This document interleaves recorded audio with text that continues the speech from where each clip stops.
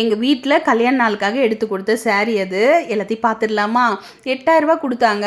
ஒரு புடவையாக எடுத்துக்கிட்டாலும் அது உன் விருப்பம்ப்பா, இல்லை உனக்கு பிடிச்சதெல்லாம் வாங்கிக்கிட்டாலும் அது உன் விருப்பம் அப்படின்னு சொல்லிட்டாங்க. சரின்னு சொல்லிட்டு கடைக்கு கிளம்பி போயாச்சு. காட்டன் பார்டர் புடவைன்னு சொல்லிட்டு எனக்கு பிடிச்சதெல்லாம் எடுத்துட்டேன்.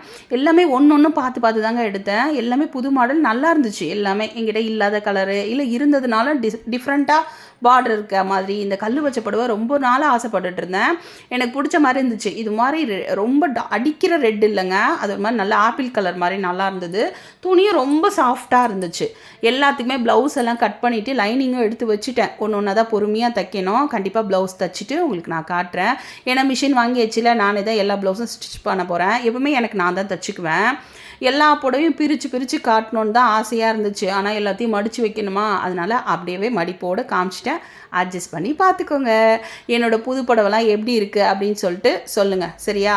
இல்லை நியூவாக ஏதாவது ப்ளவுஸ் டிசைன் இருந்துச்சுனாலும் எனக்கு கமெண்டில் சொல்லுங்கள். நான் ட்ரை பண்ணி தைச்சி பார்க்குறேன்.